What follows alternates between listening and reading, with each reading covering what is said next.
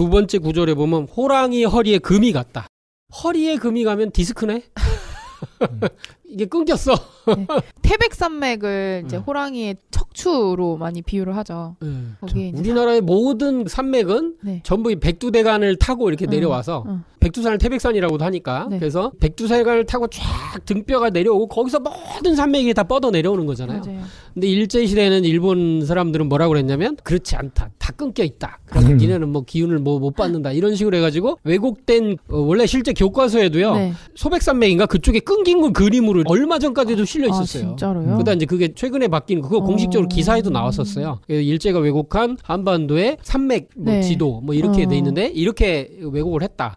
또 이제 실제로 이제 한 역할이 뭐냐면 끊었죠, 진짜. 네, 풍수지관들을 이용해서 이거는 뭐 많은 뭐 반론도 있어요. 아니다, 뭐 그렇게까지 했냐, 뭐 이렇게 얘기하지만 사실은 누가 생각해도 그런 일을 했다는 거는 이제 뭐 많이 나오니까. 네. 그래서 가장 중요한 혈자리. 그 혈자리 같은데 이렇게 대못, 그것도 뭐 1, 2m가 아니고 엄청 깊은 대말뚝을. 대말뚝을 이렇게 박아놓기도 하고 백두산에서 이제 말뚝 박는 그런 것도 실제 있었고요. 그것만 쫓아다니면서 또 뽑아내는 사람들도 있었고. 그러니까 이제 산은 네. 모든 산이 이어져 있어요. 그 산이 용이 간다 해서 생용이라고 그러는데 용처럼 이어져 있고 그리고 네. 한 발 좌측 우측 하면서 이제 한꺼번에 양쪽으로 나가지 않고 한쪽 하면서 이렇게 좌우 하면서 나가거든요. 네. 이제 그 갈치자 나가는 것처럼. 네. 그러면서 끊어진 산이 있어요. 산 중에 끊어진 거는 어떤 산이냐면은 화산, 하산이 끊어져 있고 그리고 섬에 있는 이제 끊어졌죠. 그래서 지훈은 네. 계속 이어지는데 네. 그게 물을 만나면은 이제 지훈이 거기서 멈춘다. 이제 용이 멈춘다 이런 얘기를 하는 게 있거든요. 그래서 이제 우리나라 산이 네. 끊어져 있다는 건 우리나라가 화산이다. 화산은 아니거든요, 전부 다. 그렇죠. 화산이 있긴 있죠. 백두산. 하지만은 근데 백두산에서 그건 이제 연결이 돼 있고 백두산 연결돼 있고. 어쨌든 이렇게 허리에 금이 갔다. 이거는 이제 실제 이제 38선이 갈라지는 걸 뜻하고 네. 그러니까 어린 초등학교 5학년이 야, 씨 우리나라 호랑인데 이씨 금이 갔어. 아우 열받아 뭐 이런 식으로 얘기한 것 같기도 하고 허리를 다쳤어 지금. 아우 아파. 이렇게 하면서 힘을 못 써. 우리가 이게 디스크 한 번 걸리면요 진짜 사람이 어디를 가다가 차에서 갑자기 내리다가 그 자리에 서서 꼼짝도 못하고 서 있더라고. 맞아요. 제가 디스크거든요. 네? 이건 뭐야 오늘 처음 알았어. 아 그래요? 지금 많이 나았는데요. 정말 꼼짝도 못합니다. 네. 이게 움직이지도 못하는데 운전도 못하고. 네. 저는 얘기를 안 하겠습니다. 허리를 다쳐 낑낑대며 수없이 괴로워하는 호랑이 한 마리. 참 이게 우리나라가 실제 이 상황이긴 하죠. 그런데 이렇게 된 것이 실제로 이제 상제님 천지공사로 이렇게 됐다. 네. 우리 민족의 희생을 통해서 인류를 통일하기 위한 그런 희생적인 희생민족으로서의 이제 우리 민족이 이제 그 노대국으로서 9,000년 1만 년 역사의 뿌리 문화를 다 이렇게 가지고 있는데 그 문화의 민족이 여기 반도로 쫓겨 들어오면서 네. 실제로는 그것도 천지의 역사의 어떤 섭리가 있겠죠. 그쵸. 그래서 섭리로서 이렇게 들어왔는데 네. 그 나라가 남북한으로 이렇게 갈라지는 것. 이것이 사실은 우주원리적인 측면과 신도적인 측면 그리고 천지공사를 통해서 전 인류를 우주를 통일하기 위한 밑작업이었다. 이렇게 얘기를 하시는 게 도전선고에 있습니다. 이 세계를 한반도를 중심으로 해서 통일하는 세 단계로 이렇게 공사를 짜놓으셨는데 네. 그게 이제 세 차례의 바둑 또는 세 차례의 씨름이라고 하죠. 애기판, 총각판, 상씨름. 그래서 말씀을 보면 5편 7장 도전 현하대세가 씨름판과 같으니 애기판과 총각판이 지난 데에 상씨름으로 판을 마치리라 하시고 종이에 태극 형상의 선을 그리시며 이게 상제님이 이 천지공사를 보실 때는 우리나라 남북한이란 말도 없었고 남조선 북조선 이런 게 없었단 말이에요. 맞아요. 그런데 이미 이때 태극 형상의 선을 그리셔. 이것이 38선이라는 것도 경도 위도 뭐 이런 게 이때 있었나? 서양식 아니었나? 서양식이죠. 네. 네. 그런데 38선이 벌써 나와. 그리고 또 말씀하시길 씨름판 때는 조선에 38선에 두고 세계 상씨름판을 붙이리라. 네. 네. 전 세계가 여기서 이 태극 형상의 선을 통해서 음과 약으로 갈라지는 모든 이 상극적인 구도를 여기서 해결한다. 그리고 만국재판소를 조선에 두노니 씨름판이 속아나가면 판을 걷게 되리라. 예. 이렇게 말씀하셨죠. 이 38선이 태극 모양으로 생긴 것도 천지공사로 사실 생긴 거잖아요. 원래는 개성이 우리나라 들어왔었고 강원도가 좀 밑으로 내려왔어 거기 돼 있었는데 서로 거기를 막 서로 전쟁하고 나서 바뀐 거예요 지금. 원래 이게 휴전선하고 38선이 달라요. 원래 그 걷던 거 달로. 너무 신기해. 그러니까 이제 우리가 반도라고 그러는데 한 반도라는데 반도라는 건 대륙이면서 섬이거든요. 이게 도자가 그렇게 돼 있잖아요. 근데 근데 그 의미에 사실은 이게 반반으로 나뉜 어떤 그런 의미가 들어있는지 하여튼 뭐 그런 좀 의미도 있고 또 하나가 이제 반도가 반은 섬이라 이런 뜻인가? 제가 알고는 그렇게 알고 있어요. 그러니까 한번 찾아봐야 되겠다. 한번 좀 찾아보면 좋을 것 같아요. 그리고 제가 이제 예전에 한번 얘기했었는데 우리나라 땅이 참 희한한 땅이에요. 제가 보기에는 백두산이 저거잖아요. 화산지대잖아요. 그리고 한라산이 화산지대거든요. 근데 우리나라 중간에 또 화산지대가 또 있다는 거잖아요. 그게 어디냐면은 한탄강. 아, 거기 화산지대요? 네, 오리산 있는 철원 지방이죠. 철원 지방. 거기가 한탄강이 제주도 거기처럼 그렇게 하천이 생겼어요. 현무암인가? 현무암. 그래서 거기에 오리산 일대에 화산이 있는데 화산이 몇 개 있는지 파악을 못한다. 왜냐면 이제 추전선이니까. 그런 얘기를 하고 있는데 거기가 또 화산이에요. 그래서 제가 이거 우리나라 지형 자체가 이미 그렇게 남북으로 나눠 있는 지형이구나. 그런 생각을 했던 적이 사실 있거든요. 반반자 맞네요. 그래요? 그렇구나. 아니 뭐 실제로 백두산 고기만 이게 딱 연결돼 있고 그런 걸 보면 그러니까 이름이 한이라고 하는 거는 이게 한은 하나를 원래 뜻하는 거거든요. 그렇죠. 한일자 하나 광명도 뜻하고 하나인데 반으로 갈랐어요. 그러니까 한반도라는 말 자체가 태극이면서 음양의 그 의미가 들어가 있다는 게 한반도란 말 속에. 희한하네. 그것도 어떻게 이렇게 됐지? 또 지형도 제가 보기엔 그런 식으로 하나면서 하나 열매면서 또 반으로 이렇게 나눠져 있는 그런 땅 자체가 그런 식으로 돼 있고 섬이면서 대륙. 그래서 이게 실제로는 백마고지 전투 그 치열하게 전투를 해서 우리 딱 파고 올라가고 막 이렇게 했잖아요. 그래서 이제 동쪽 그 선은 위쪽으로 올라가 있고 이쪽 서쪽 선은 내려가 있고 막 이렇게 돼서 이게 실제 태극하고 비슷해요. 거의 비슷하게 이렇게 거져 있잖아요. 이것도 진짜 놀랍다. 그러니까 세상 사람들이 아마 한국을 공부를 하고 할 때 보면 한국의 국기를 보면 이렇게 돼 있네. 그런데 지도도 이렇게 돼 있네. 이렇게 하면서 저는 놀랄 것 같아. 이거는 이제 누가 한번 물어보고 싶어. 얘기하면 야 신기하다 이렇게 생각할 수도 있고 4대 강국도 배치하면 8개가 이렇게 4개가 또 이렇게 있고 이렇게 보면 태극기 자체가 신비 자체고 벌써. 그러니까 우리나라도 그렇고 지금 전세가 돌아가는 게 태극기 형상이에요. 태극기 형상으로 이렇게 돼 있어요. 우리나라하고 4대 강국 그 오선 위기라고 하는 게 맞아요. 태극기예요. 오행. 그래서 그 인포그래픽 같은 거 그릴 때 되게 좋아요. 태극기 밑에 놓고 위에 한반도 살짝 그리고 이렇게 붙이면 되거든요. 그렇구나.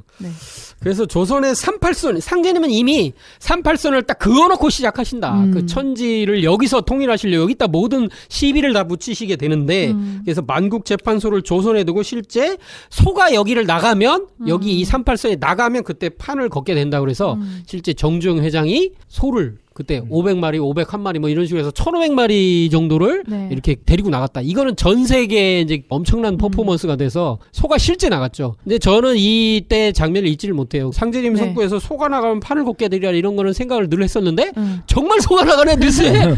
이럴 수가 이렇게 하면서 이 판을 걷게 될 때가 이제 가까이 오는구나. 그때 다 놀랐죠. 아주.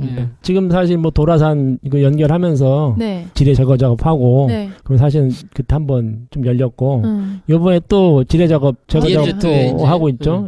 그래서 이제 그런 것도 그렇게 계속 돼가고 있는 그런 상황으로 볼 수 있는 것 같아요.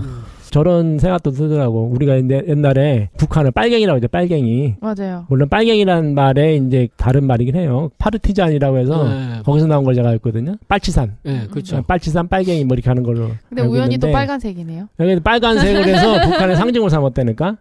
그래가지고 태국 보면 위에 빨간색 있잖아요. 밑에 파란색이고. 그래서 이거 빨간색으로 해가지고 북한을 나타낸 것도 우연히. 우연은 아니고 이게 정말로 이제 필연의 필연으로. 그래서 이제 이 소 얘기가 있고 그러면서 상제님 이렇게 얘기하셨죠. 도전 5편 6장에는 바둑을 마치고 판이 해치면 판과 바둑은 주인에게 돌아가리라.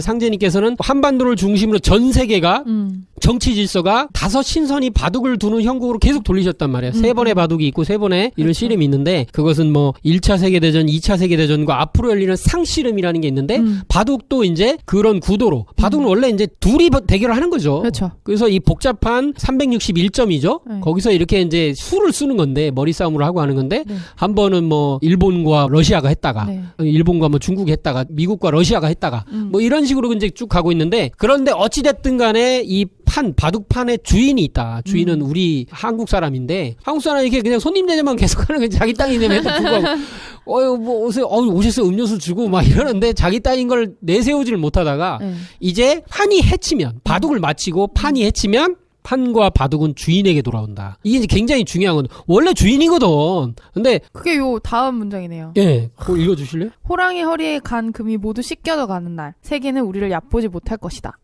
이게 이제 실제 지금 주인에게 돌아오는 그런 조짐으로 계속 가고 있는 게 네. 전시작전권 환수가 되죠. 예, 환수 문제가 계속 나오면서 실제로는 아직은 우리에게 완전히 돌아오는지 않았지만 전시에 실제 벌어졌을 때 네. 미군 주도가 있던 게 지금 한국군 주도로 이제 바뀐다고 하잖아요. 그 뉴스는 지금 얼마 전에 계속 나왔습니다. 예. 그렇게 돼서 실제 전시작전권 자체도 이제 이쪽으로 오는 상황이 되고 있어요. 네. 그래서 이제 목소리를 내고 주인에게 돌아오는 그런 형상으로 지금 점점 가고 있죠. 근데 실제로는 지금까지 코리아 패싱이다 뭐 이런 얘기를 하면서 주인이 주인의 어떤 말을 못했었죠. 네. 근데 판과 바둑이 해친다는 얘기는 점차 이 38선이 그 사라질 날이 이제 오고 가고 있다. 씻겨져 가는 거죠. 씻겨져 가고 있다. 이런 얘기인데, 과연 이 통일, 이제 이게 이제 전부 이제 깨놓고 얘기하면 통일 문제 아닙니까? 통일이라는 게 세상 사람들이 생각하는 것처럼 되느냐. 네. 이제 그게 이제 아니라는 거죠.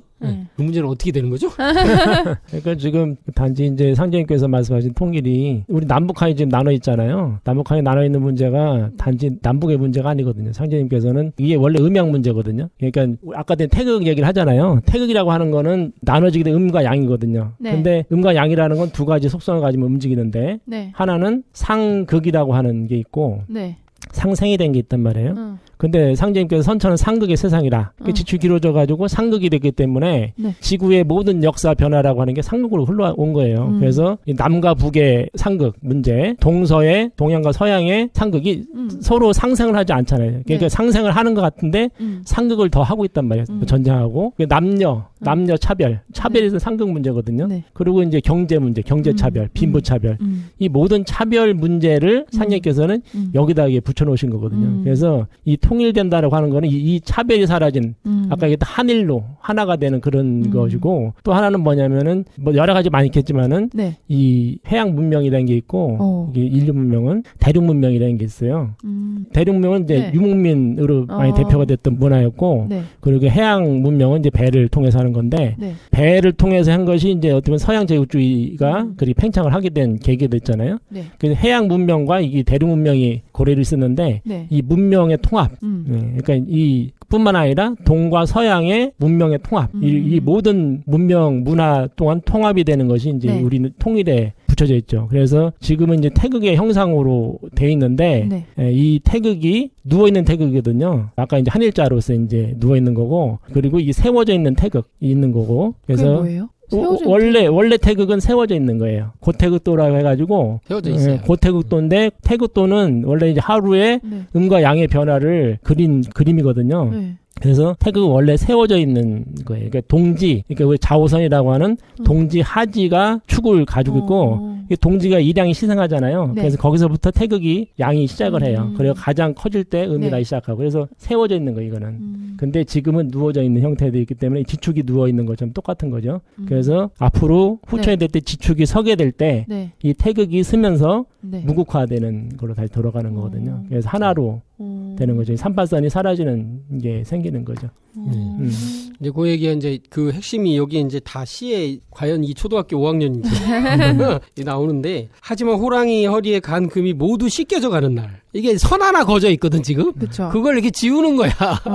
근데 이거를 뭐라고 얘기를 했냐면 세계는 우리를 얕보지 못할 것이라고 남쪽은 북쪽을 닮고 북쪽은 남쪽을 닮고 이건 음양이 이게 하나로 그렇죠. 음양이 상생하는 거죠. 네. 그리고 태극기에 새겨진 두 개의 극 이런 단어도 참 쓰기 어렵지 않나 애들이. 그리고 하나가 되어 보라색이 되는 날. 일단 요 얘기는 마지막에 해야 될 건 좀 남겨놓고 우선은 어쨌든 상재님께서 한반도를 중심으로 전 세계 이제 이 우주를 통일하는 공사를 보셨는데 네. 거기서 이제 막판이 이제 상씨름이라는 최종 씨름 이렇게 되는데 그게 한반도의 이제 바둑판의 이제 주인 결정전이다.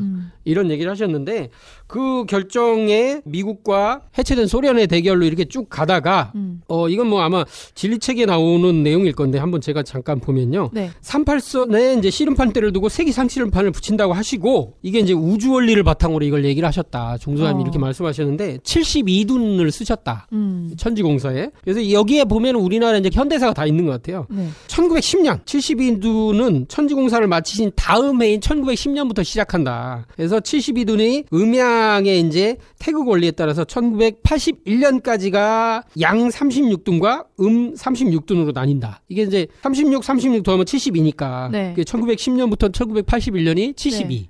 네, 이렇게 되죠. 네. 그래서 양 36년은 세계의 관심이 이제 서양으로 이제 돌려가지고 상제님께서 이게 동양을 다 먹으러 왔어, 서양이 제국주의가. 근데 그걸 세계 관심을 서양으로 돌렸어. 그런 게 뭐냐면 서양 내부에서 일어난 세계 대전이죠. 네. 그래서 거기로 이제 모든 관심이 쏠리게 되면서 바둑판을 실제로 우리나라 이제 일본에 이제 뺏긴 상황이었는데 우리나라가 이제 일제 이제 치하에 들어가 있는 상황인데 그걸 네. 되찾아오는 시간 36년이다. 그 일제 치하 36년 맞나? 그렇죠. 36년이죠. 딱 36년이군요. 네. 그러고 나서 이제 우리 민족이 실제 이제 전쟁을 일으키게 하게 된 이런 공사가 있고 네. 그 뒤에 이제 36년이 있다. 36년은 미국이 들어와서 식민지 아닌 반식민지로 지내면서 살았다는 그런 얘기를 하는 거죠. 그러니까 이렇게 전세가 돌아가는 것이 그냥 네. 돌아가는 게 아니라 천지 도수가 있어가지고 상제님의 그 천지 도수 수가 있다는 수가 네. 있어서 그에 맞춰서 실제 그런 역사가 펼쳐지는 거지 이게 그냥 사람들이 자기 머리로 하는 게 아니라는 거예요.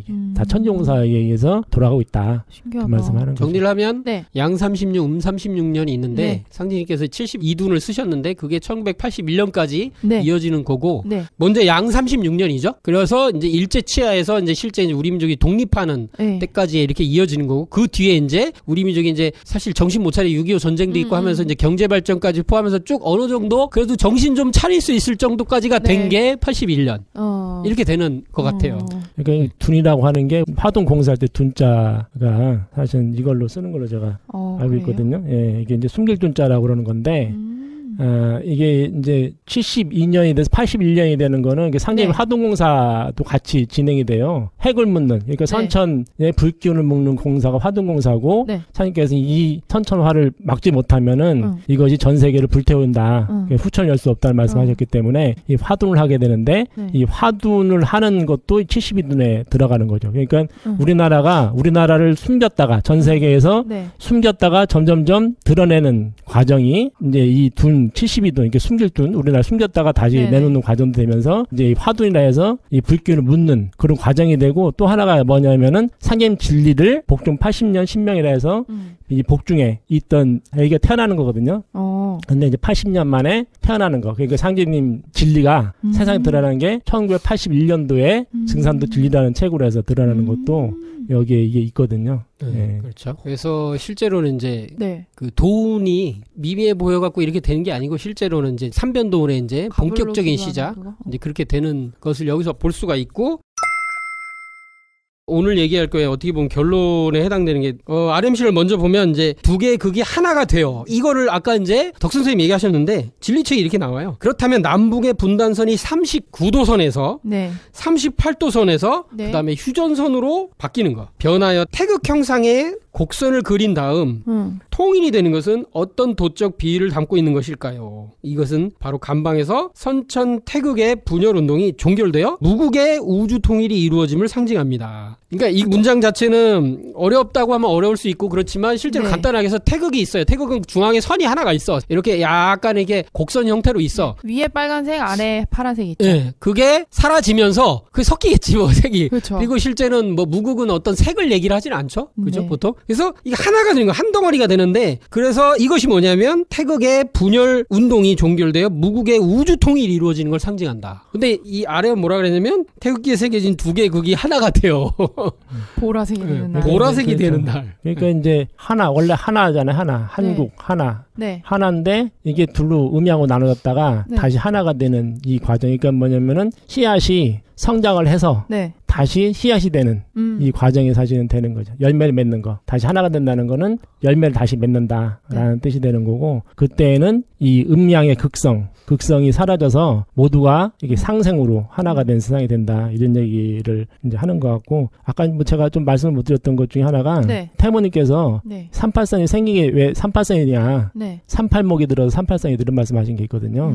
그게 뭐냐면은 38이 목기운을 말하는 거거든요. 목기운인데 우리나라가 원래 원래가 목균이라는 거예요. 네, 우리나라 자체가 원래 천하가 이렇게 움직이는 거지. 감방이라는 것도 원래 동북방이라고 그러는데 이게 새벽이거든요. 새벽에 목균이 처음 맞네요. 발할 때를 뜻하기 때문에 시작이고 그리고 열매가 맺고 시작하기 때문에 여기서 만물종이 만물식성이다 해가지고 여기서 성원호관이다 이런 이제 주역이 긁혀 있는 거고. 종어간, 시어간. 종어간, 시어간. 그래서 이제 이 38목이 이제 우리나라 말하는데 그래서 우리나라는 대표 나무가 뭐냐면 소나무. 맞아요. 소나무가 소나무 송자, 그러니까 나무 목자에다 공자가 들어있어요. 그 옆에 나무에 공자가 들어있거든요. 이건 벼슬한 간직을 원래가 그런 나무라는 거 이게 최고의 나무라는 뜻이 있는 거고. 소나무가 원래 소도나무에서 이제 삼신상님께 천재를 올릴 때 중심에 두는 나무다 이런 뜻이니까. 상님도 그 전면수장군 회원시킬 때 사명기 할 때 소나무를 잘라다가 하시는 게 또 있거든요. 그리고 이제 우리나라의 대표하는 꽃이 무궁화인데 무궁화가 목근화래 목근화. 원래 나무 목자를 쓰거든요. 목근화라서 그 근자도 이제 나무 목자를 쓰고 하는데 그래서 우리나라 자체가 원래 목기가 충만한 또 12지로 보면 이게 호랑이가 이제 인묘목이라 해서 호랑이 토끼가 목이에요. 그러니까 일본 놈들이 우리나라를 토끼로 했던 것도 사실은 힘없는 목인데. 그거 재밌네. 네, 그러니까 우리나라는 호랑이면서 사실은 토끼가 돼요. 왜냐면 목기이기 때문에. 인이 무슨 목이지? 인이 호랑이 인자고. 아니, 인이 삼목인가? 예. 그러면 토끼는 뭐야? 팔목이고. 야, 이거 호랑이 토끼 얘기하는 거 이거. 야, 우리 팟캐스트에서 최초로 얘기하는 것 같습니다. 이거는.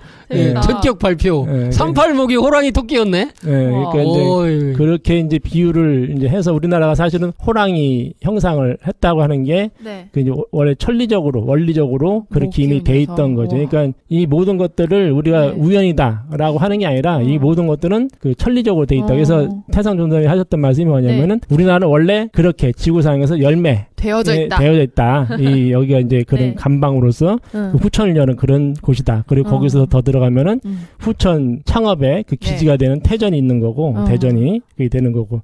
그래서 그런 말씀을 이제 하셨던 거죠. 아, 재밌네요. 그러니까 우리나라 민족성에는 이제 호랑이로서의 기질, 용맹하고 그런 기질도 있지만은 토끼처럼 이 평화스러운 평화를 추구하는 그 기질도 있다 이렇게 볼 수 있을 것 같아요. 근데 이제 일본 사람들은 일본에서는 악의적으로 우리를 이렇게 순종적인 유약한 이런 쪽으로만 강조를 해서 그렇게 우리나라 형상을 토끼로 이렇게 매도를 하게 된 것이 아닌가.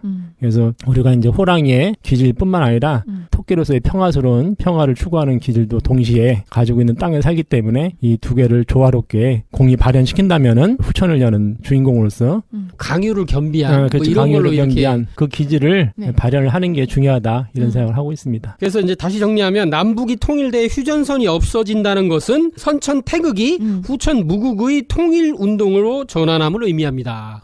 이렇게 말씀하셨거든요. 네. 이게 이제 태극이 무국이 되는 어떻게 보면 단순해 보이는 것 같지만 실제로는 그로 인해서 이제 우주 통일이 여기서 이루어지는 천하 통일이 이루어지는 이제 그런 걸 뜻한다. 그래서 실제로 남북한이 손잡아서 뭐 평화 통일이나 이런 개념이 아니라 실제로는 천지가 한번 동난이 일어나서 38목이 이제 그런 거죠. 그걸 통해서 이제 천재 충마저 이번에 바로 잡히면서 일어나는 어떤 대사건을 계기로 인해서 이제 이런 일이 일어난다. 그렇게 말씀을 하신 거죠. 그러니까 원래 이제 우리나라 그 38선 나누는 것도 원래 이제 그 임진왜란 때 이미 얘기가 됐던 거예요. 임진왜란 때 명나라 군사들 왔는데 그 지들끼리 협상을 했거든. 나눠 갖기로? 나눠 갖자. 일본은 남쪽 갔고 중국은 너네는 북쪽 가져라 이렇게 해서 대박. 얘기가 됐던 거고 그다음에 또 한 번 얘기가 됐던 거냐면 일본하고 러시아가 또 한 번 그러지를 했어요. 그래서 그때 먼저 일본이 제안을 해요. 일본이 똑같은 제안을 해. 나눠 갖자. 러시아가 이제 반대를 했다가 나중엔 러시아가 불리해지니까 러시아가 이제 그걸 제안을 했어요. 그렇게. 근데 이제 일본 놈들이 하도 힘이 이제 세지니까 나 혼자 먹겠다고 해서 이제 그렇게 된 거지. 근데 이제 이런 역사 사실이 있었어요. 그것도 있고 이제 이 개벽 실제 상황에는 이제 그걸 우리 민족의 환단고기 역사 속에서도 이제 세 번의 한민족의 이제 남북국 시대가 있었다. 분단 시대가 있었다. 첫 번째는 고조선을 계승한 해모수가 북쪽에 이제 북부요를 세웠잖아요. 그렇죠. 그러고 나서 그때 남쪽에는 최숭이 평양에 이제 낭낭국을 세워요. 그렇죠. 근데 그러면서 막조선, 번조선 사람들이 전부 남쪽으로 내려와서 남사만이 수립돼요. 맞아요. 그러면서 실제 이제 북사만과 남사만의 이제 문제가 여기 있는 거예요. 그래서 첫 번째 1단계 남부국 시대가 있었다. 그리고 두 번째가 뭐냐면 고구려가 있었어요. 고구려가 668년에 나당윤회군에게 이제 멸망했는데 이 사람들이 전부 이제 뭐 신라로 이제 흡수되고 남쪽으로 내려오고 막 이렇게 되는데 네. 실제 이제 고구려 사람들이 그 자존심 강한 사람들이 그냥 있는 게 아니고 대조영의 부친인 대중상을 중심으로 해서 고구려 유민들이 규합해서 대진국이 실제 세워지게 되고 이게 이제 발해라는 별칭이 있죠. 대진국, 대는 뭐 크다 뭐 이런 뜻이니까 네. 진은 동방진자니까 그런 대진국이 세워졌다. 그래서 실제로는 통일신라라는 표현이 잘 안 맞는 거죠. 그렇죠. 위쪽에 이제 늘상 얘기하는 발해가 있었어. 발해는 뭐 고구려보다 북쪽으로는 더 컸어. 발해를 꿈꾸며. 그래서 대진국이 있었고 그리고 그게 200년 이상 최소한 있었고 네. 그리고 밑에 이제 신라가 이렇게 있게 되죠. 네. 실제로는 이렇게 분단 시대란 말이에요. 근데 그걸 이제 너무 무시하고 발해를 뭐 중국의 속국처럼 이렇게 우리 스스로 이게 식민사학자들이 이렇게 하는 바람에 그게 이제 제대로 된 역사가 안 됐고 있지만 명확히는 남북국 시대였다 이때도. 세 번째로 지금이죠 이제. 실제 이제 남북한이 네. 갈라져 있는 호랑이가 이제 허리에 금이 가 있는 이게 세 번의 남북 분단의 이제 시대가 있는데 지금이 최종 단계다. 삼수가 되면 이제 그 끝난 거거든요. 그래서 어떻게 보면 이제 이 남북 분단 시대를 세 번으로 해서 이제 종집을 찍는 거다. 이제 통일로 가는 거네요. 예. 저도 한마디 해도 돼요? 네네. 이제 우리가 아까 그 바둑판, 네. 상장님께서 천종사에 이제 바둑판과 씨름판 도수를 붙여가지고 네. 이제 천하 대사가 들어가게 하셨는데, 네. 바둑판의 원조가 이제 요임금이잖아요. 그렇죠. 요임금, 요신시대 때 요임금이고, 예. 그분의 아들이 단주. 그래서 이제 단주한테 처음으로 이제 바둑을 두게 하는. 네. 그래서 이제 천하를 준 게 아니라 바둑이다 두라면서 줘가지고 이제 단주께서 한을 맺게 되는데, 네. 창희께서 이것이 이제 인류 역사 뿌리, 이제 한이 된다. 그래서 여기서 또 한이 붙어서 이제 선천의 한들이 이제 좀 더 커졌다는 말씀하셨는데, 네. 근데 이제 이 단주 시대에 네. 나눠지는 지금 우리가 말하는 분리가 사실 일어나거든요. 동방족과 서방족, 동이족과 서방 화하족의 분리가 네. 일어나게 되는데 그때 이제 그 사건이 뭐냐면은 그 전에 먼저 있었던 탕록 전쟁에서 치우천왕과 네. 황제 헌원이 싸웠던 거고 그것이 이어져 가지고 네. 그 다음에 요임금하고 단군 왕조가 이렇게 대립을 하는 사건이 네. 벌어져요. 네. 근데 이때 이제 요임금은 동서방 분리 정책을 쓰게 되고 그거를 이제 후에 이제 순임금이 유지를 하면서 이제 동서방이 나눠지는 계기가 되고 상장님 말씀에는 이제 이 단주가 맡았다면은 단주가 만약에 그때 임금이 됐다고 하면은 유복과 황복의 구별이 없고 오랑캐 이름도 없어지며 만리가 지척까지 되어 천하가 한 집안이 되었을 것이니 요와 순이 도는 오히려 좁은 것이다. 이런 말씀하셨거든요. 그러니까 단주란 분의 뜻은 뭐였냐면은 이 분리가 아니라 통일. 네, 통일. 그죠. 동서방의 통일과 화, 평화를 네. 원한 거기 때문에 실제 근원적인 면에서 이 그분이 바둑을 두게 된 거는 바둑의 결론. 그거는 모든 통일로 다시 돌아가는 그거를 이제 한 것이다 이렇게 볼 수가 있죠. 네. 그래서 그런 단주의 네. 뜻을 수렴하셨다. 단주 완주를 통해서 맺혀 있던 모든 그 인류사의 원한을 다 풀기 위해서 네. 실제 이제 단주를 천상의 이제 자미원에 배치를 하셔가지고 사실은 어떻게 보면은 천상에 하나님의 아들별에 있다. 거기서 이제 천지의 이제 세계 질서의 정치 그런 역사를 지금 이렇게 주도하고 계신다. 그래서 네. 뭐 바둑판 공사와 이런 게 이제 뗄래야 뗄 수 없는 거고 지금 말씀하신 것처럼 어떤 의미에서는 동서통일. 근데 지금 여기서 얘기하는 남북통일. 이게 우주의 십자가 이것도 십자가야.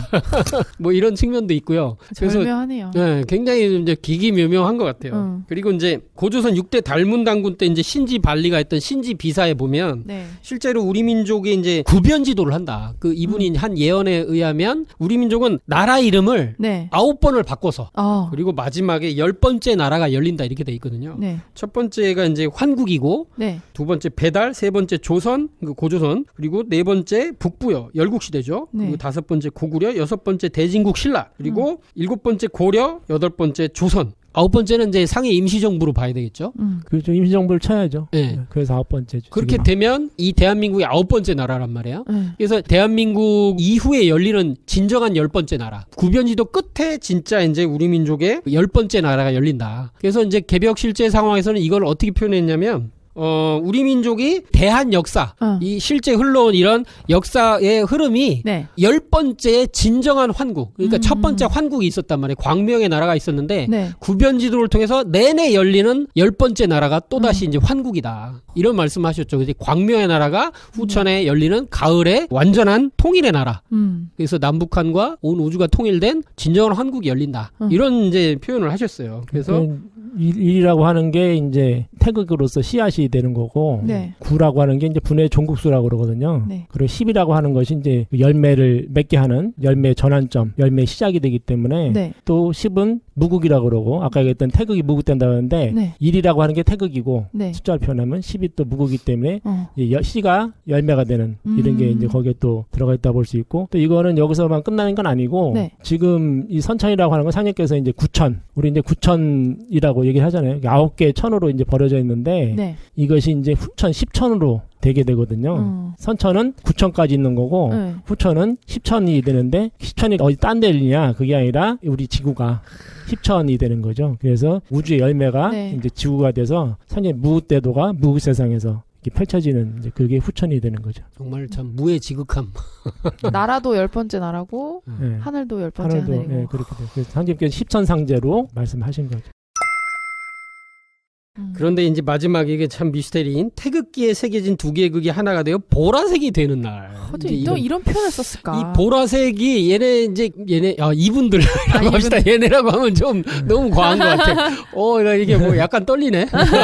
BTS 방탄소년단의 상징색 뭐죠? 보라색입니다. 특별한 색이죠. 특별한 색. 정말 특별한 색인 것 같아요. 네. 이 보라색을 쉽게 쓰기가 어려워요. 네. 보라색으로 된 색깔로 된 옷도 소화하기가 쉽지 않거든요. 그런데 이제 보라색을 응원색 그러면서 상징색 팬들의 아미의 보라해 이런 구호하고도 다 연결돼 있죠. 근데 이게 재밌는 거는 색을 조합할 때 빛의 네. 삼원색을 네. RGB가 빛의 삼원색이죠. 네, 그렇죠. 레드, 그린, 블루. 그래서 빛의 삼원색이 빨강, 파랑, 초록이네요. 네. 이렇게 있는데 이걸 가산을 하면 7색이 이제 딱 나와요. 네. 그리고 이 조합으로 인해서 이제 실제 이제 TV나 불안관에서 나오는 모든 걸 이제 조합을 하게 되는데 네. 여기서 빨강과 파랑을 조합하면 보라색이 되는 거예요. 네. 자색이라고 부르는. 네. 실제 이제 두 개의 빛이 만나면 자색이 되더라. 그래서 이런 표현을 썼겠죠. 태극기의 어떤 얘는 아마 파랑. 얘분 자꾸 이분 RM님은 이 RM님은 자기가 방탄소년단 나중에 돼가지고 상징색이 보라색이 될 것까지는 생각 안 했겠지 설마. 그렇죠. 네? 하다 보니까 이렇게 됐는데 팬들이 이걸 찾아서 보라색을 했나? 뭐가 먼저인지는 모르지만 참 운명적으로 이렇게 색이 됐다. 그런데 이 보라색은 저희들이 팟캐스트 다른 데서도 여러 번 했지만 무슨 의미가 있느냐? 하느님의 색깔이죠. 예. 하나님을 상징하는 어떤 색이더라. 그리고 천자를 상징하는 색이더라. BTS가 그러면. 그러니까 뭐 어떻게 보면 지금 현 시대의 BTS, 비틀스, 현 시대의 동방의 비틀스라고 하는데 퍼포머, 가수의 네. 어떻게 현재로서는 제왕이다. 그렇죠. 이렇게 볼 수 있어요. 전 세계적으로도 지금. 맞아요. 그래서 제왕으로 볼 때는 보라색이 맞다. 인정해 줄 수 있죠. 이것을 이제 환단고기 문화에서 얘기한 게 이제 자기 동네인데, 자기 동네. 자기 동네는 가깝게는 원래는 이제 노자가 전한 걸로 돼 있어요. 네. 노자는 어떤 사람이냐면, 도교의 중시죠? 이렇게 볼 수 있겠네요. 산동성 지역 사람이고 이제 동이족이에요. 네. 이건 뭐 널리 알려진 사실이고, 네. 뭐 신교 총화 이런 데도 나오고, 원래 네. 노자는 원래 성이 이제 한씨다. 저도 한씨입니다. 그런데 이제 자기의 성을 나중에 이제 이씨로 바꿔요. 이씨는 나무목 플러스 아들 자니까 나무목이 이제 원래 이제 동방목을 뜻하니까 네. 나는 동방의 자식이 동방의 후손이다. 동이족 후손이다. 이런 뜻을 이제 담았다고 하는 게 신교 총화에도 나오죠. 그래서 신교 문화의 이제 정통에 대해서 이제 자랑스러워했던 동방 사람이다. 네. 이렇게 해석을 할 수 있는데 그분이 자기 동네를 얘기했다. 예. 원래는 이제 도교의 이제 원래 이제 시조가 되시는 분은 네. 자부선사로 이렇게 돼 있죠. 치우천왕의 국사였다. 이렇게 돼 있는데 이게 종도사님께서 이제 환단고기 해제에 네. 이제 이게 기록한 내용을 보면 이게 중국에 네. 이제 답사를 이제 철저하게 하셨잖아요. 네. 거기 보면 이제 산동성 태산에 첫 입구 쪽에 있는 이제 문구가 있다. 그게 자기 동네라고 써 있다. 현판에. 예. 자기 동네 뜻이 뭐죠? 이 자색이 보라색이거든요. 네. 자색 기운이 동쪽에서부터 온다. 천자문화의 기운이 동방에서 왔다. 이렇게 해석할 수 있겠죠? 작은 이제 불굴자자. 그래서 우리가 자금성이라고 하면 쉽게 이해를 할 수 있잖아요. 자금성을 참 어떤 문장으로 딱 해석을 하고 싶은데. 자금성. 자색이 금지된 어떤 성. 자색을 일반인들에게는 금지된 성. 그죠? 이렇게 하면 맞죠? 그렇죠. 이렇게 천자가 있어서 그거를 이렇게 접근 못하는 어떤 그런. 금이 금지할 금자가. 그렇죠, 와, 진짜요? 자색은 천자만이 쓰는 색이기 때문에 천자만이 자색을 쓰는 성? 이게 좀 문장이 딱 떨어졌으면 좋겠는데 해석은 그렇게 충분히 왜냐면 원래 그렇게 쓰니까. 네. 예. 그래서 천자만이 쓰는 색이다. 예.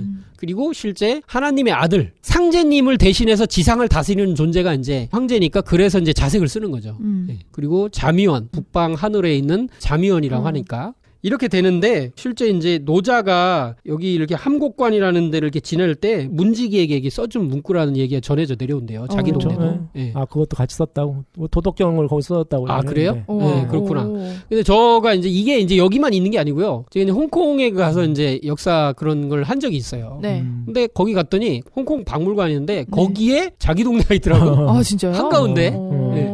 그 문은 임금님만 지나갈 수 있는 문이다. 근데 우린 지나갔지. 그리고 자기 동네가 써 있어요. 그러니까 이게 다 있는 거예요. 다 동방문화권에서는 기본적으로 특히 중국이나 이런 데서는 이게 동방에서 온 거다. 황제는 원래 동양문화권의 황제는 저쪽에 있는 거다. 동방에 있는 계신 임금님. 원래 뭐 이게 당군 할아버지에 대한 뜻일 수도 있고 치우천왕에 관한 것일 수도 있겠고 이렇게 되겠지만요. 네. 예. 천자권을 얘기하는 거죠. 천자권이 이제 동방에 있는 건데 그것이 와서 이제 그거를 우리가 사실은 훔쳤다. 그래서 우리에게 온다 이런. 그러니까 자색이라고 하는 거는 서양에서도 제가 귀족색으로 알고 있어요. 귀족들이 입었고 이제 종교 이제 제사장들이 입었던 걸 알고 있는데, 근데 이제 자색이라고 하는 게 우리 보면 빨주노트 파남보 얘기하잖아요. 네. 이제 적외선이 있고 자외선이 있거든요. 네. 빨간색부터 보라색이 있는데 맨 꼭대기가 보라색이고 자외선이네. 아 그죠. 이렇게 자외선이란 뜻이에요. 이게. 적외선, 자외선. 그 생각 안 해봤네. 네. 그것이 주파수가 높아지면은 고도화되는 거거든요. 빨간색부터 좀 올라가면서 주파수가 더 진동이 더 세지는. 그러니까 이제 그 진동이 세지면 기운이 더 세진다는 얘기를 하는 거고. 네. 그리고 이제 우리가 수행을 할 때도 보면 우리 오오라 사진 그걸 찍게 되면은 몸에 병약하면은 이 빨간색으로 됐다가 수행을 하면은 기운이 들어오고 기운이 돌게 되면은 점점점 그 위로 올라가거든요. 그래서 이제 파란색이 됐다가 자색이 됐다가 백색으로 가는 이게 되는데, 이게 이제 수행의 단계에서도 이게 상당히 높은 이제 그런 기운, 고순도의 기운 이런 게 이제 자색에 해당이 되죠. 저희가 뭐 이런 거 이제 타노스 할 때도 약간 비슷하게 했죠. 인피니티 워에 이제 왜 타노스가 피부색이 자색이냐.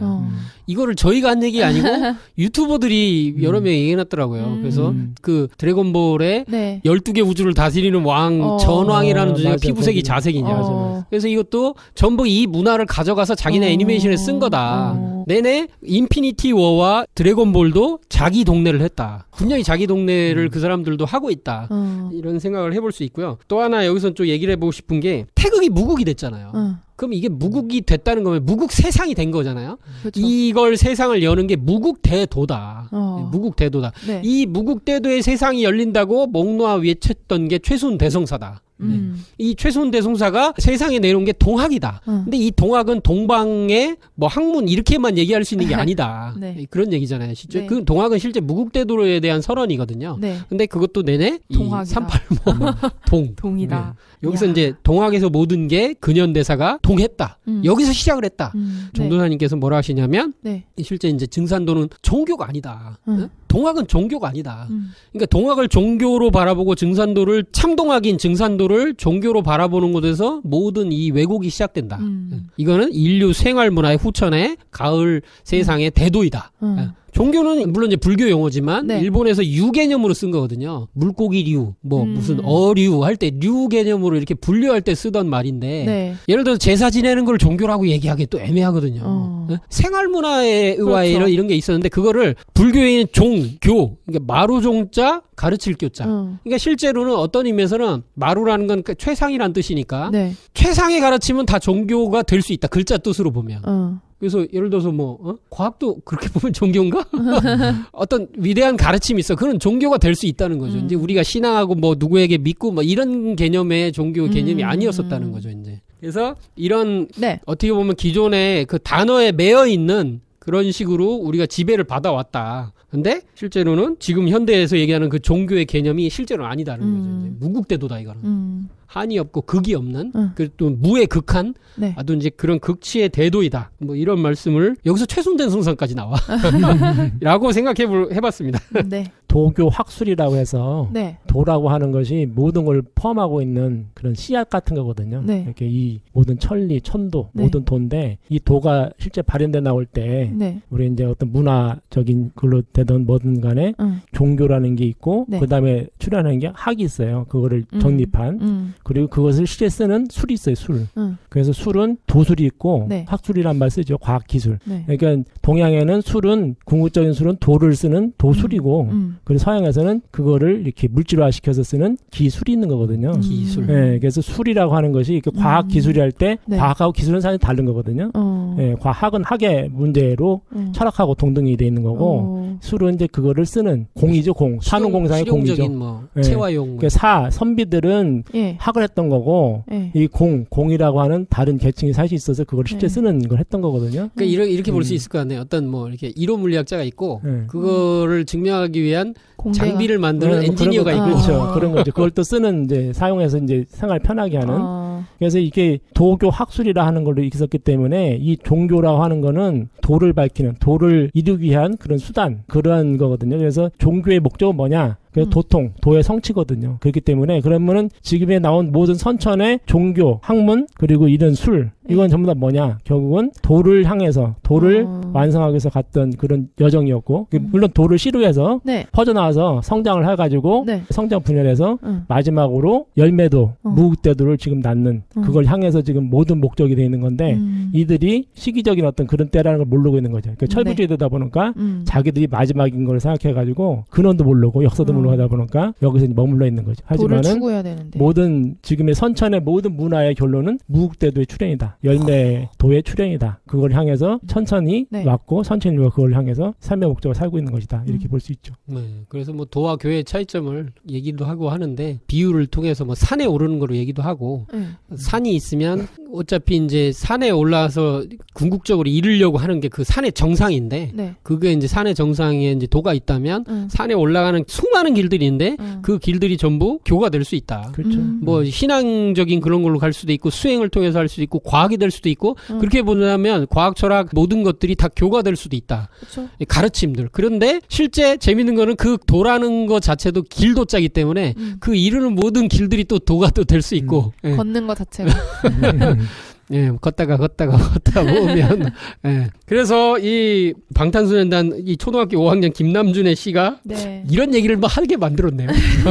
그래서 7천만 국민 하나가 되어 서로 손잡고 뜻깊은 하늘을 보는 날. 아니 어떻게 이렇게 생각을 하지? 이게 벌써 배포가 이렇게 있나? 뭐 무슨 타고났는지 기운을. 응? 하늘에서 뭔가 방탄소년단 될 기운을 타고났나 봐 약간. 자꾸 초5가 썼다는 걸 잊어버리게 되는 시입니다. 아니 나도 이렇게 못 쓸 것 같아. 예. 물론 전 세계에 있는 한민족으로 따지면 8,300만이라고 하죠. 네. 그래서 그런 국민 하나가 돼요. 네. 서로 손잡고 뜻깊은 하늘. 이 뜻깊은 하늘이 뭐야 이거? 이거는 개벽 후 열린 후천 가을 세상의 하늘. 이거 보는 거야 지금. 우리식으로 얘기하면은 예? 정말로 인류가 통일된 하나로 통일된 환국의 하늘을 보는 거죠 이제. 광명의 나라의 하늘을 본 그날이 언젠간 오겠지. 하늘도 하나네요. 하나에서 나온 말이네 하늘도. 그렇죠. 네. 기가 막힙니다 오늘. 참 이게 뜻깊은 하늘, 이 뜻깊은 하늘을 기다리고 있습니다. 그래서 네. 이 뜻깊은 하늘을 실제 열어가기 위해서 이런 팟캐도 하고 있고요. 마지막을 한번 읽어주실래요? 통일이라는 곳을 향해 한 발짝 한 발짝 내딛어가는 우리는 조그만 토끼가 아닌 한 마리의 용감한 호랑이다. 네, 처음 이제 다시 이제 돌아와서 얘기를 하고 있습니다. 하여튼 오늘 저는 뭐 가장 네. 흥미로웠던 게 호랑이 토끼가 목이다. 인묘모. 네. 그거 생각을 못했지? 아니, 저도 이거 하면서 생각한 거예요. 네. 재밌네요. 예, 네. 천하를 움직이는 움직임, 동의 근원. 네, 그런 이제 호랑이 토끼가 여기에 이제 있었네요. 네. 자, 한번 한 줄 논평으로 마무리해 볼까요? 한 줄 논평까지는 아니고요. 네, 저는 항상 이제 천지공사 편을 들어가면 이렇게 감동과 감탄을 금치 못하다가 끝나는데요. 정말 그 상제님께서 한치의 오차도 없이 물 셀 틈 없이 천지공사를 짜놓으셨다는 말씀이 정말 많이 와닿습니다. 사실 물 셀 틈 없이 무언가를 짠다는 거는 진짜 장난 아니거든요. 물이라는 거는 형체가 없기 때문에 이렇게 밑으로 다 새잖아요. 그거 없이 짜놓으셨다는 게 파면 팔수록 어느 면을 돌아봐도 감동을 하게 되는 것 같아요. 되게 신기해요. 네, 역시 하느님이다. 이건 하느님이 아니고선 불가능하다. 이건 진짜. 그런 생각을 오늘도 많이 들었습니다. 네. 저도 사실 비슷한 생각을 많이 해요. 제가 이제 우리나라 언어가 사라진다. 우리 언어가 죽어 없어질 것이다. 그런 얘기 많이 했었어요. 네. 그게 몇 년 전만 그렇죠. 그랬어요. 그렇죠. 네. 우리나라 근데 없앨 일은 세력이 있는 거 아니야? 아니 근데 네. 가장 제가 심부럽게 생각했던 거는 외국인들이 자발적으로 배운다는 거예요. 그렇죠. 외국인들 우리나라 말과 글과 역사를. 네. 사실은 저번에도 우리 이제 딸 친구들하고도 네. 한번 그런 게 해줬는데 네. 우리가 역사상 네. 남의 나라 말을 배우고 하는 것이 네. 그 나라가 그러니까 물론 필요 있어가지고 뭐 외교관으로 간다다 이런 거 있는데 네. 경제적으로 다 앞서고 그렇기 때문에 우리가 가서 배운다 이거예요. 우리가 영어를 배우는 것도 우리 독일어 배운 거 프랑스가 왜 배웠느냐? 그때 프랑스 독일이 잘 나가던 때 우리가 그걸 배웠던 거고 영어를 왜 우리가 배워요? 영어가 지금 전 세계 공용화 되긴 했지만은 네. 경제적으로 앞서 있으니까 그렇죠. 우리가 안 배우면은 안 되니까 배운단 말이에요. 네. 근데 그렇지 않은 어떻게 보면 유일한 언어다 내가 보기에는. 그렇죠. 이거는 문화적으로 문화적인 어떤 그러한 감동을 받아서 지금 배우는 유일한 언어지 않냐. 그리고 이게 우리나라 말이 없어진다고 했는데 이건 세계에서 막 배우러 오는 상님 말씀에 전 세계에서 우리나라 말과 부를 배우리라. 우리가 가르쳐준다는데 자기가 스스로 배우고 있단 말이에요. 이런 걸 봤을 때 상님 천지공사라는 것이 야 진짜 대단하다. 전혀 우리가 생각하지 못해. 아까 이제 속아 나가는 그런 것도 전혀 생각하지 못했던 거죠. 상님께서는 귀신도 모르게 하는 일이라고 하셨는데 진짜 이건 신묘마측해서 어떻게 인간의 머리로는 전혀 알 수 없는 진짜 놀라움의 연속인 것 같습니다. 네, 아주 뭐 그동안 이렇게 뭐 논평하신 것 중에 네. 가장 자기 감정이 많이 들어가신 그런 것 같기도 하고. 진심으로 감동하신 것 같아요. 그러니까 이제 이게 단 한마디에서 시작된 것 같아요. 방탄소년단은 Love Yourself. 거기서 온 것 같아요. Love Yourself는 뭐냐면 나 자신을 사랑하라. 그 나 자신을 사랑하려면 나를 알아야 돼요. 그렇잖아요? 그러니까 정말 나 자신을 깊이 들여다봐서 나라는 존재가 어떤 가치를 가지고 있는지, 나는 어떻게 이 세상에 태어났고 나는 누구인가, 이 세상에 태어난 목적은 무엇인가, 이런 진화에 대한 거, 진짜 나를 알아가는 거. 지난번에 저희가 이제 매트릭스를 할 때도 네오가 진짜 깨어나게 된 거는 뭐냐면 저 뒤를 돌아봐 이렇게 했더니 거기에 너 자신을 알라라고 써 있었던 것부터 시작되거든요. 그러니까 계속 끊임없이 오라클에게 질문을 했지만 오라클은 직접 답을 주는 게 아니고 저걸 보라고 해서 자기 자신을 들여다보게 하거든요. 그렇죠. 근데 이게 그러니까 네오가 깨닫게 되고 네오가 진정한 그 신인류의 구원자로서 되게 된 그런 결정적인 계기는 자기를 들여다봤다는 거. 그리고 방탄소년단이 지금 이게 세상 사람들의 공감을 이끌어야 되고 이렇게까지 이렇게 되고 있는 거, 이렇게 엄청난 전 세계적인 파장을 일으키는 것은 자기 자신, 진화를 찾아가는 거. 예. 그렇죠. 근데 거기에 있다고 생각이 들어요. 예. 그래서 러브 유어셀프 하시기 바랍니다. Love yourself. 오늘 뭐 RM의 시, 이 초등학교 5학년 시를 가지고 이렇게까지 하게 될 줄은 몰랐지만 예, 저희는 늘 하면서 스스로 놀라고 있지만 예, 제대로 소개를 해드렸나 모르겠지만 여러분들도 이렇게 측면으로 생각해 보시고, 그리고 이 한반도의 태극기 예, 그리고 그것이 무국이 되는 날, 그리고 거기에 전 인류가 그리고 우리 자신과 모든 그 신명과 조상과 하나 되는 날이 오게 될 것을 생각하면서 상제님 진리에 관련된 책 그리고 저희 팟캐스트를 꼭 들어보시기 바랍니다. 러브 유어셀프 하시기 바랍니다. 감사합니다. 감사합니다.